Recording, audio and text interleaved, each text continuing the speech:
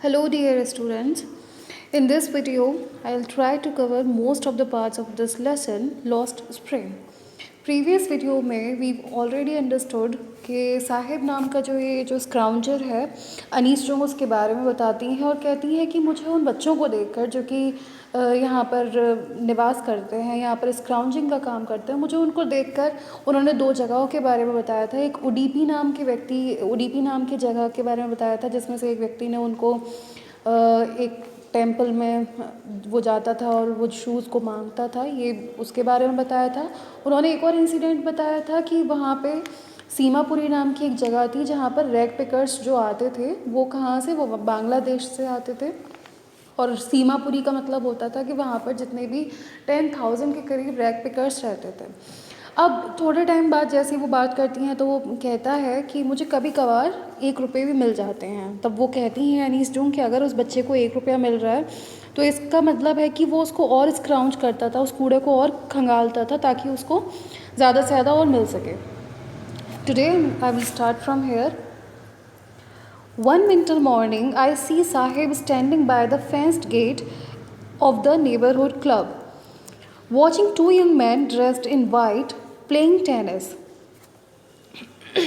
One winter morning, एक winter की morning में आई कौन, Anees Chong, Sahib standing by the fenced gate of the neighbourhood club. Neighbourhood club कह लीजिए या एक ऐसा जगह कह लीजिए जहाँ पर एक खेलने का कोर्ट है, एक मैदान है, तो वो फेंस्ड उसके आसपास लगी हुई है। जो चार दीवारी है उसके गेट के बराबर कौन खड़ा था, साहिब नाम का जो ये लड़का है स्क्राउंजर, वो खड़ा था।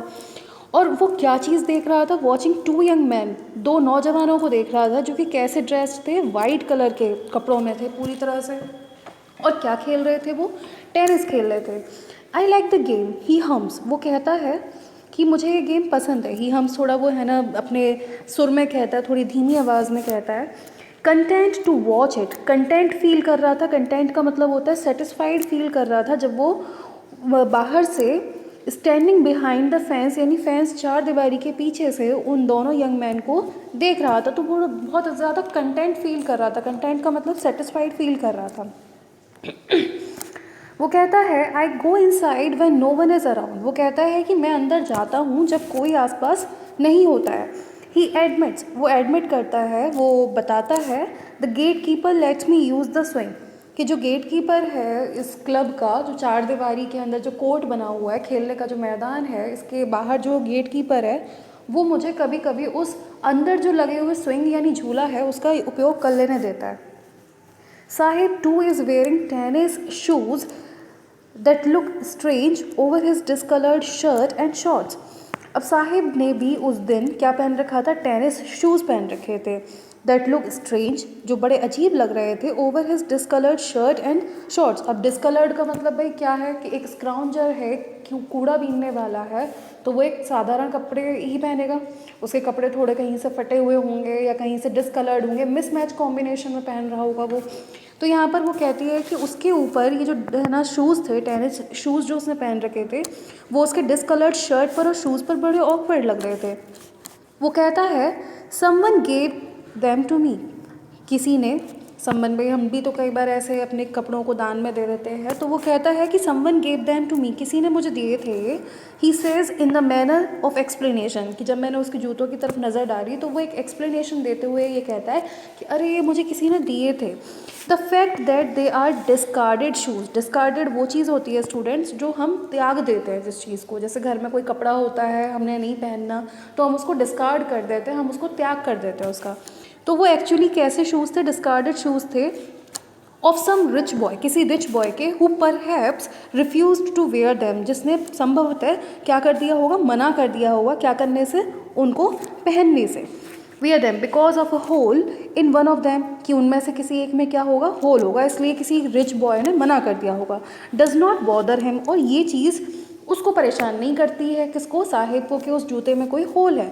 आप एक सीन समझ रहे हैं भाई स्टूडेंट्स क्या चल रहा है, कि एक दिन क्या होता है, अनीस चुंग ने किसी विंटर मॉर्निंग में साहिब को एक क्लब यानी समझ लीजिए कोर्ट फील्ड के बाहर की चार दीवारी के बराबर जो गेट लग रहा था उसमें से झांकते हुए देखा, किसको, दो यंग मैन को, जो कि क्या कर रहे थे, टेनिस खेल रहे थे।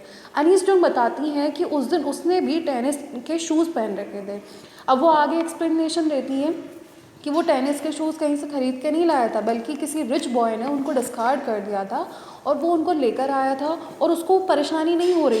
रिच बॉय ने तो ये समझ के कि उसमें छोटा सा होल हो गया होगा तो उनको डिस्कार्ड कर दिया कि मैं नहीं पहनूंगा, लेकिन उस स्क्राउंजर जो साहेब नाम का जो लड़का है उसको इस बात से कोई फ़र्क नहीं पड़ता और वो उसको बहुत आराम से पहनता है। For one who has walked barefoot, even shoes with a hole is a dream come true. क्योंकि एक ऐसे बच्चे के लिए जो कि बेयर फुट वॉक करता है, बेयर फुट चलता है, even shoes with a hole is a dream come true, उसके लिए तो शूज़ में एक छोटा सा भी होल हो रहा है लेकिन कोई बात नहीं, बस उसको शूज़ तो मिल रहे हैं कम से कम, तो वो भी उसके लिए कैसा है, ड्रीम कम ट्रू, यानी उसका एक सपना जो है वो सच हो रहा है। But the game he is watching so intently is out of his reach. लेकिन जो गेम, भाई उसने टेनिस के शूज़ तो पहन लिए, लेकिन जो गेम वो देख रहा था, कौन सा गेम, टेनिस, वो उसकी रीच से यानी वो उसकी पकड़ से क्या था, बाहर था।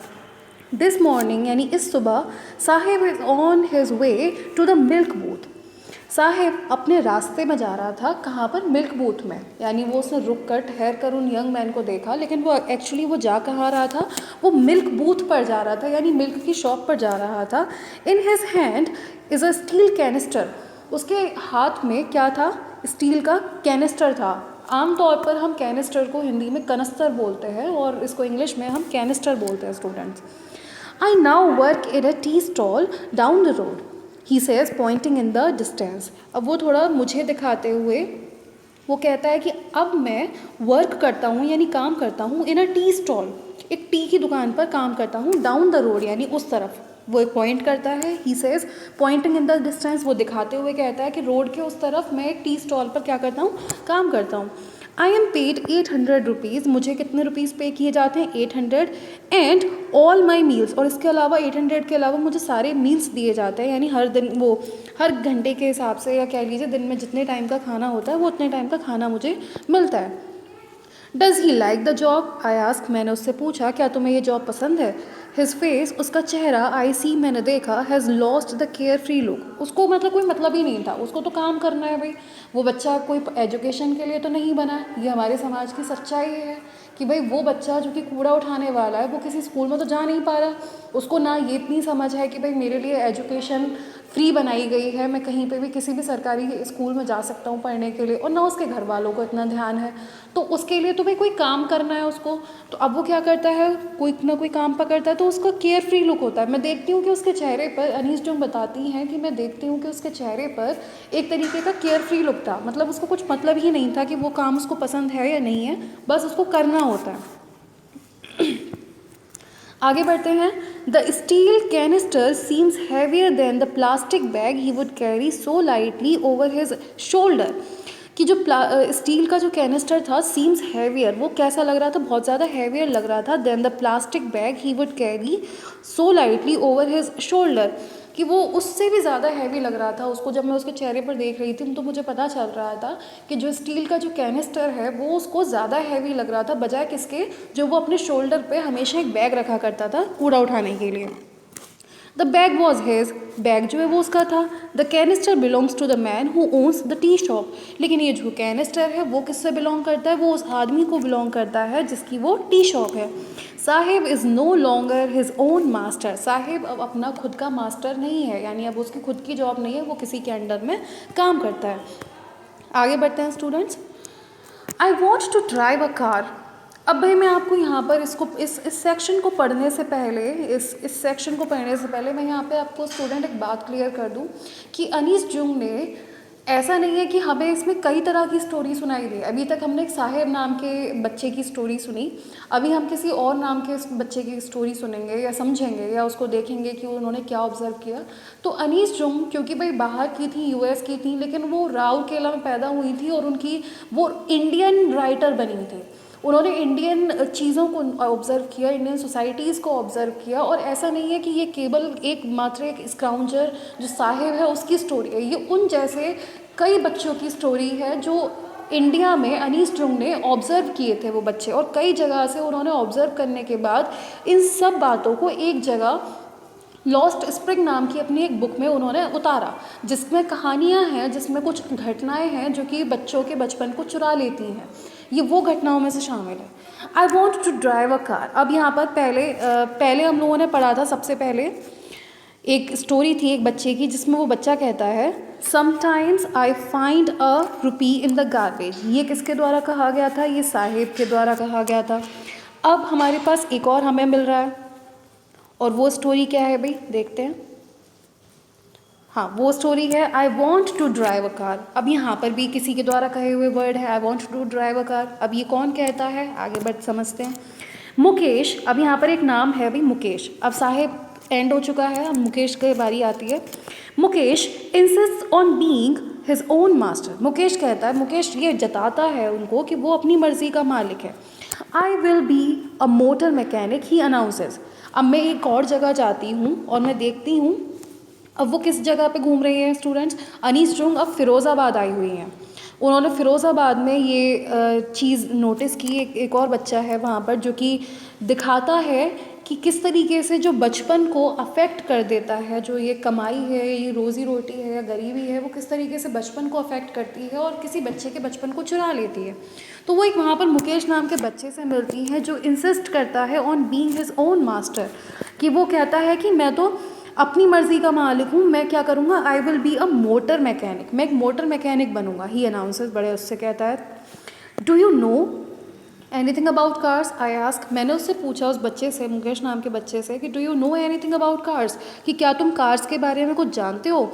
आई will learn to drive a car, वो कहता है कि मैं कार को चलाना सीखूंगा। ही आंसर्स, वो आंसर देता है looking straight into my eyes, मेरी आंखों में देखते हुए, बिल्कुल स्ट्रेट आंखों में देखते हुए बहुत ही कॉन्फिडेंटली कहता है कि मैं कार को चलाना सीखूंगा। His dream looks like a marriage amidst the dust of streets that fills his town Firozabad.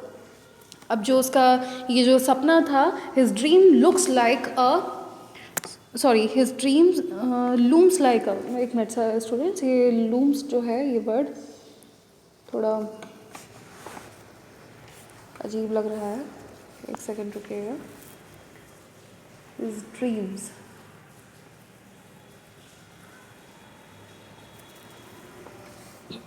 Actually यहाँ पे लूम्स नहीं है, शायद ये लुक्स ही होगा।